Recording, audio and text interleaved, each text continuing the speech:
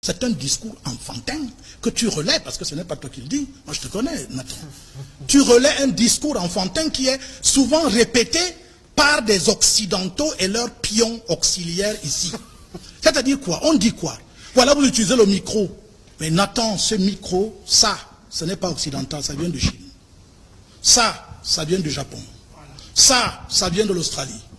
C'est occidental? S'il vous plaît, arrêtez de nous considérer, parce que le problème c'est que dans votre subconscient, vous les suppôts de l'Occident, dans votre subconscient, vous continuez à nous voir comme on était au moment où vous êtes venus nous agresser il y a 2000 ans, 3000 ans. Non, on n'est plus à ce stade. Non. À l'heure actuelle, l'Afrique est en train de renaître. Et quand on parle de renaissance, cela signifie dans tous les sens. C'est-à-dire, renaissance sur le plan culturel. Parce que vous nous avez agressés, vous nous avez humiliés, vous nous avez chosifiés. Et aujourd'hui, nous avons été calmes. Parce que notre religion ne commande pas qu'on aille en guerre contre les gens qu'on aime.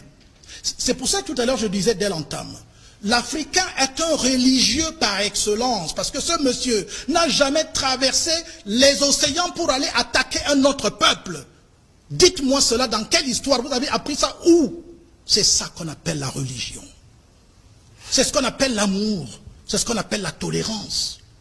L'Africain a été agressé de toutes parts et il a laissé tout le monde venir, y compris la Rose-Croix, la franc-maçonnerie, tout le monde vient. C'est pas africain là. L'islam est là. Non, je suis en train de parler, nous parlons de la culture. D'accord.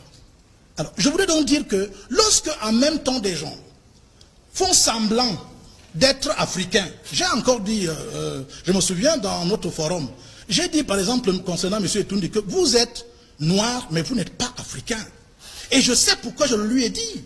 Parce qu'un Africain se caractérise par, un, il a un comportement de vie. Deux, il a un mode de pensée. Trois, il y a une relation entre son environnement et lui-même.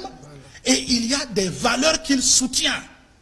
Et or, ces valeurs sont aux antipodes de ce que l'Occident a voulu nous imposer.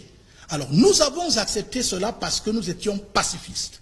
On est allé agresser personne. Et maintenant, nous disons à tous ces gens, ces prédateurs, quittez le continent africain que vous avez envahi en nous imposant une culture qui n'est pas la nôtre. Vous voulez chasser Dr Etoundi de chez lui?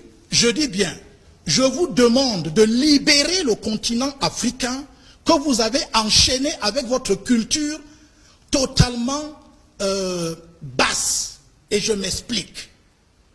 Qui nous apporte les antivaleurs que nous avons actuellement aujourd'hui dans le monde? C'est l'Occident totalement décadente. Et je dis décadente parce que je sais qu'à un moment donné, l'Occident, après être venu apprendre en Afrique, à travers la Grèce, l'Occident a expérimenté la beauté, le bien, les valeurs suprêmes, à travers des personnes comme les Pythagore, les Platon qui sont venus apprendre et tout, et sont allés relayer ces valeurs, et ensuite c'est passé à Rome, et c'est arrivé aujourd'hui dans l'Occident actuel. Nous savons comment est-ce que l'Occident, à travers toutes les religions que l'Occident nous a imposées, nous n'avons pas choisi, s'il vous plaît, d'être chrétien catholique. On n'a pas choisi. Ah bon? Non. Aucun Africain n'a choisi d'être chrétien catholique. Ou même musulman. Les gens sont venus avec les soutanes, des valises pleines de croix et de revolvers. Voilà ce qui s'est passé. Et d'épées. Et les épées. Nous n'avons pas choisi ça. On n'a pas choisi d'être musulmans. C'est les Arabes qui nous ont agressés. Donc, docteur Tuela est chrétien comme ça, il n'a pas choisi, il ne connaît pas l'histoire. Nous allons y arriver, chacun va tirer la conclusion. Je dis bien, nous n'avons pas choisi d'être rosicruciens ou francs-maçons. On n'a pas choisi ça. Ça nous a été imposé. À l'heure actuelle, l'élite dirigeante mondiale est franc-maçonnique et rosicrucienne. Tout le monde le sait. Et ça a été imposé à travers les néocolons politiciens. C'est ça, tout le monde le sait aussi.